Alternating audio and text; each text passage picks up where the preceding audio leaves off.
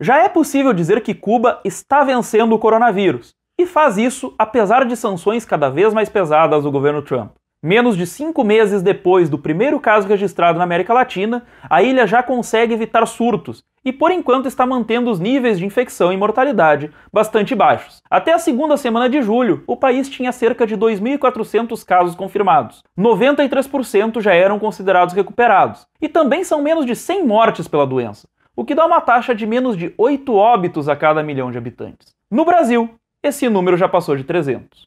Mas o sucesso de Cuba não tem só a ver com o estereótipo positivo que fez da ilha uma referência em saúde no mundo. Além de agir rápido contra a pandemia, o país vem utilizando métodos pouco vistos na região e ainda consegue ganhar reconhecimento internacional por exportar mão de obra médica para outros países afetados pelo coronavírus. É claro, ser cercado de água facilita o controle de quem entra e quem sai, mas mesmo assim o governo cubano determinou o fechamento das fronteiras no final de março, permitindo apenas a volta de residentes e o funcionamento da atividade comercial. Em vez de só recomendar o isolamento doméstico, Cuba adotou medidas um pouco mais radicais. Ela testou e monitorou os recém-chegados com base no modelo de vigilância elogiado pela Organização Pan-Americana de Saúde. E para conter o avanço da pandemia entre a população local, duas estratégias ganharam destaque. Primeiro, a de mandar estudantes de medicina de porta em porta para registrar e monitorar a situação dos moradores, algo que é possível graças ao sólido sistema de saúde universal cubano, que, segundo dados do Banco Mundial,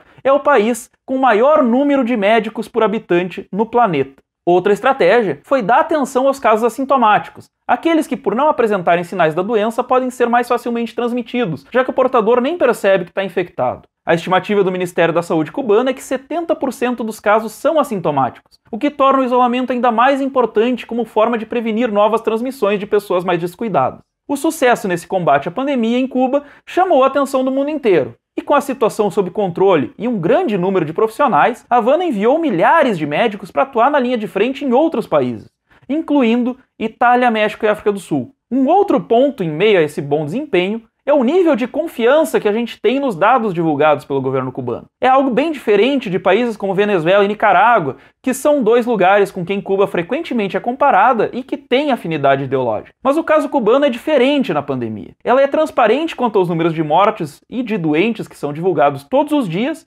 e o Estado também acaba usando seu monopólio na mídia tradicional para veicular campanhas de conscientização e métodos de prevenção. Assim, Cuba dedica um grande espaço a falar sobre a crise sanitária, algo que é diferente do que acontece na Nicarágua e mesmo na Venezuela, que são dois países que costumam ser denunciados por falsear os números da pandemia. Já a ação de Cuba, ao contrário, ela é citada positivamente por organismos internacionais e com isso virou um bom exemplo dentro da América Latina. Com apenas 3 mortes por coronavírus em todo o mês de junho, Cuba reabriu inteiramente na primeira semana de julho. E a única dúvida agora é como voltar a receber os estrangeiros sem expor a população cubana a uma nova onda da Covid-19. Por enquanto, o plano é isolar os visitantes, testá-los e só permitir a circulação no país de quem não tiver a doença ativa. Os resultados de Cuba na luta contra o coronavírus também são um triunfo sobre as pressões econômicas.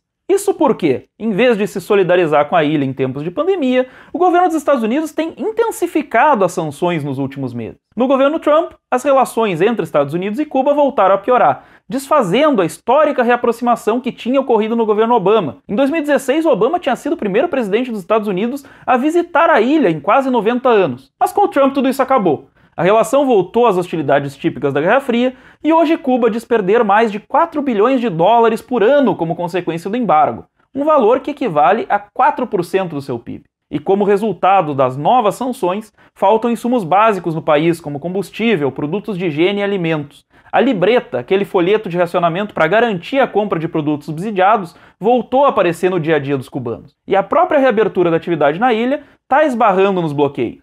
Desde 2019, Trump vem proibindo voos e cruzeiros para Cuba. E neste ano, também anunciou que não vai renovar as licenças para as grandes redes de hotéis dos Estados Unidos seguirem operando na ilha. Tudo isso compromete ainda mais o já abalado setor turístico, um setor que corresponde a quase 10% da economia cubana. Hoje, curiosamente, essa retórica ríspida da Casa Branca é quase totalmente unilateral. Cuba tem apostado em uma abertura política e econômica gradual nos últimos anos.